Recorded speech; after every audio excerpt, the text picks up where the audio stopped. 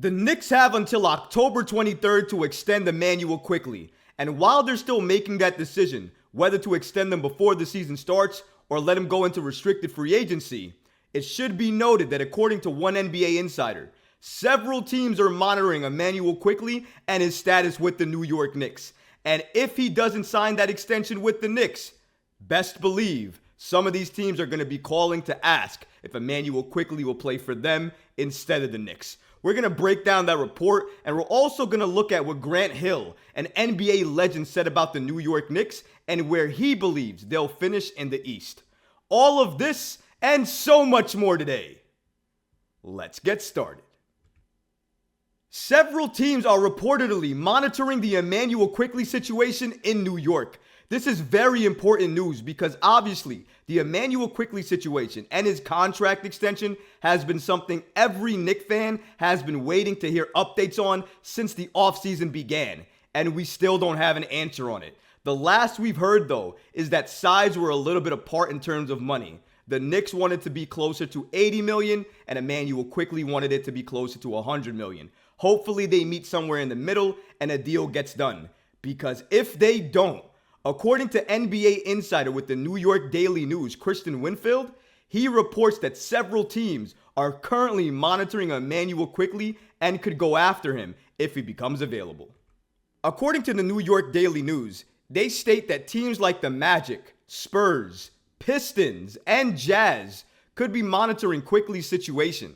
And if he hits restricted free agency, they can make a massive offer the Knicks may be reluctant to match for luxury tax reasons.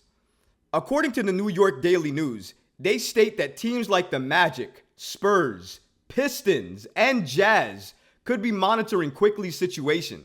And if he hits restricted free agency, they can make a massive offer the Knicks may be reluctant to match for luxury tax reasons. And Immanuel Quickley said the following about potentially becoming a starter. Obviously, everybody, I'm sure in any profession, you want to continue to move up your rank. That's what he said when he was asked on Friday if it's a goal of his to become a starter.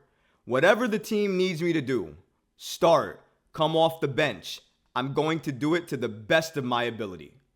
This is a major update here given to us by Christian Winfield of the New York Daily News, because now we know if the New York Knicks do not extend Quickley and allow him to go into restricted free agency, the Magic, the Spurs, the Pistons, the Jazz could all be in play to add Immanuel Quickley to their roster.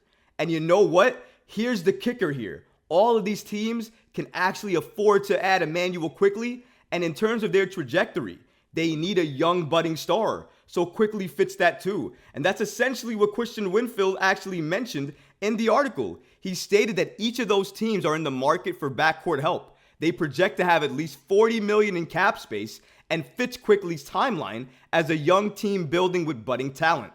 Quickley's best fit, however, is proven on a Knicks team, hoping to build on last season's second round playoff appearance. Now that's exactly what we can agree. Immanuel Quickley should be with the New York Knicks. I fully believe that. I don't want to trade Immanuel Quickley. If you actually believe it, I don't want the Knicks to make that move and trade away Immanuel Quickley, because I believe IQ is going to be an amazing player for this Knicks team this year and in a few years from now as well too. He just keeps getting better and better. I see his game elevating each and every year. I don't know why we wouldn't see that again this year. He was coming off of a year last year where he was a runner-up for Sixth Man of the Year. In my opinion, Immanuel Quickley has earned the starting job over Quentin Grimes. I think they should switch. I think Quentin Grimes should come off the bench, and I think Immanuel Quickley should start. And if you're going to start Immanuel Quickley, I have no problem with you giving him $100 million. But if you're going to continue to keep Immanuel Quickley on that bench, his ceiling for the Knicks in terms of paying him needs to be $80 million. Maybe you meet in the middle with $90 million plus a $10 million kicker in incentives. That way you get it up to $100 million. But that's only if Immanuel Quickley shows up and does what he needs to do. So in that way, both sides may be able to agree. And I think that's exactly what happens. They meet somewhere in the middle with incentives. And if that happens, that's actually a good contract, and it's a movable one. Which means that even though they sign him, don't think it's all going to be roses and all these great, amazing things afterwards. Doesn't mean that at all.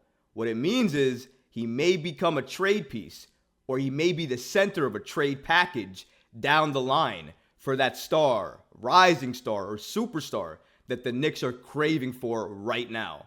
It might be a means to an end. You don't want to see Immanuel Quickley go. You don't want to see a lot of these kids go. But we have to be realistic. If the New York Knicks are going to upgrade their roster with the cap, with money, and all these other things, regardless if it's free agency or trade, they're going to have to let go of some of these players.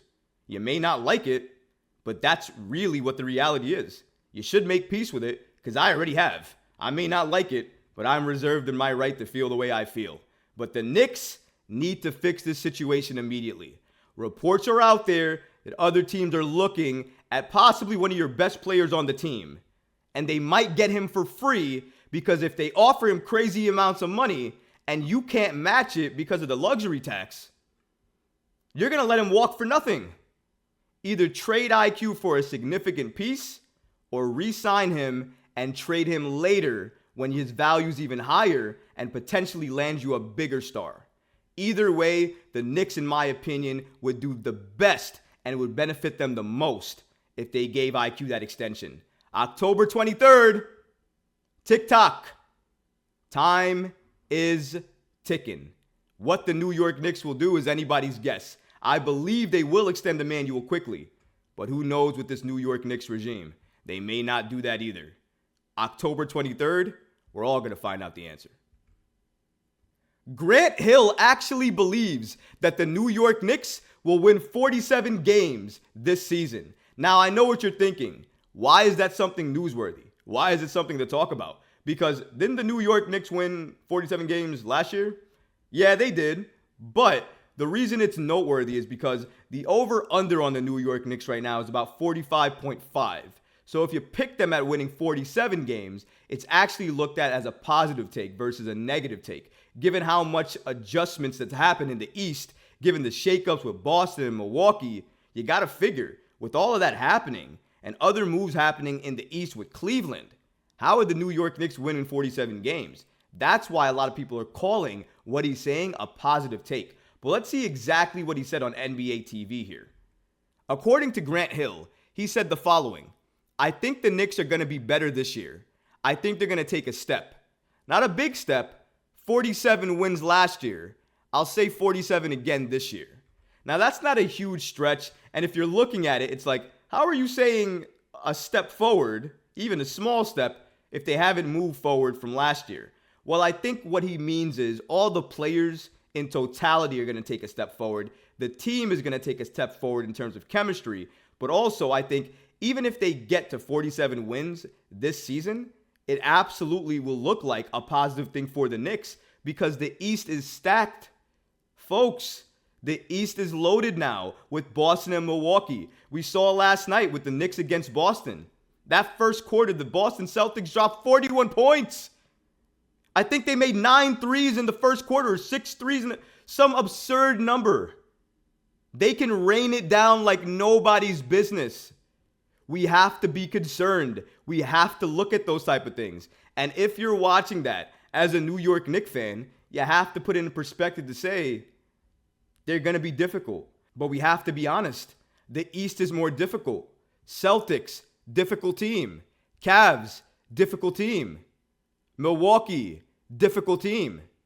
All of these teams, difficult teams that have gotten better. So the Knicks getting to 47 wins or even past that would absolutely not only be something past the imagination for me, because I have them around 45, 46 wins. Of course, they could get to 47 wins. It's plausible. But that would be a great win count to have in this Eastern Conference. If you get more than that, hallelujah. That would be amazing. But shout out to Grant Hill for even giving us this props and this praise. Didn't have to say that, but the fact that he did means a lot of people are looking at this Knicks team to do something in this Eastern Conference, even with the Boston Celtics and Milwaukee Bucks of the world. And like I said before, that 3 spot in the East is open. Wide open. Open for business.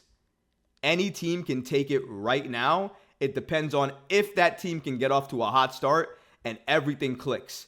The Knicks, riding this wave of continuity, riding this wave of chemistry, you can make the argument that they have the best chances to get off to that hot start.